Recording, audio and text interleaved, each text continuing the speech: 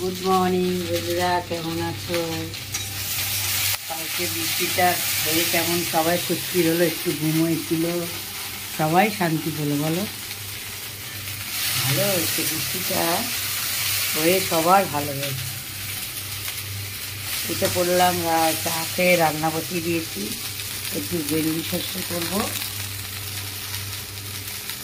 নুন দিয়ে দিলাম, একটু হলুদ দেব, দিয়ে ভাজা ভাজা করবো। একটু ভাজা ভাজা হতে হতে তারপর সর্ষে দেবো, একটু ভাজা হোক।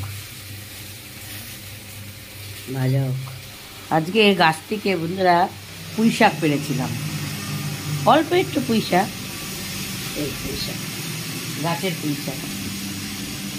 তাই বললাম দাও, পেরে দাও, দাদাকে, দাদা আছে, দাদাকে বললাম পেরে দাও, একটু কুমড়ো দিয়ে করে দিই। এই করি, তাই কাটবো, পটলটা কাটবো, তারপর তোমাদের সাথে বলেছি। পটল পোস্তটা বসিয়ে দিলাম, পাশে টক ডাল করবো, টক ডালটা বসিয়ে দিই। টক ডাল হলে পোস্তটা হয়ে গেছে, পোস্তটা বেটেছি, টক ডালটা বসিয়ে দিই। টক ডালটা বসিয়ে দিই, তাই পোস্তটা বসিয়ে দিলাম। পটলটা, পটল পোস্ত, টক ডাল আর একটু আলু সেদ্ধ মাখবো, আলুর চোখা করে।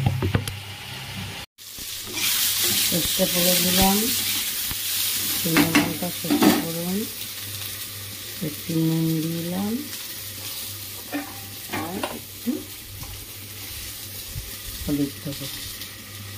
ডালে হলুদ নুন দিয়েছি, কিন্তু আমটা একটু নুন হলুদ দিলে হয়ে গেছে। একটু সামান্য জল দেবো, জল দিয়ে ডালটা ঢেলে দেবো।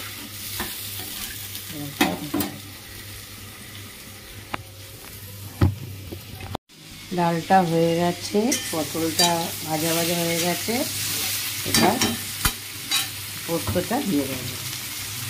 পোস্তটা দিয়ে দিলাম,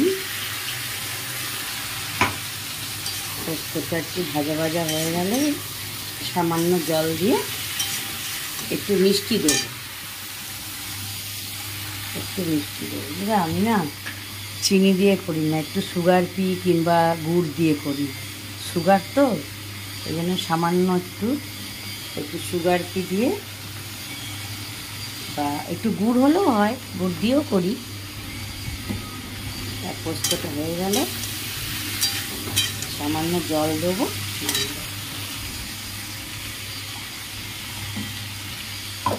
জলটা দিয়ে দিলাম,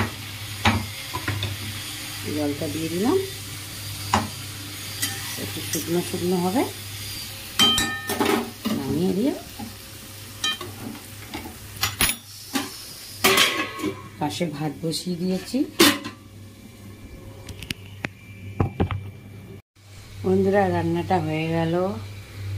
এই সর্ষে দিয়ে ভেন্ডি করেছিলাম, সকালে টিফিনও দিলাম, আবার এখনও হয়ে যাবে একটু।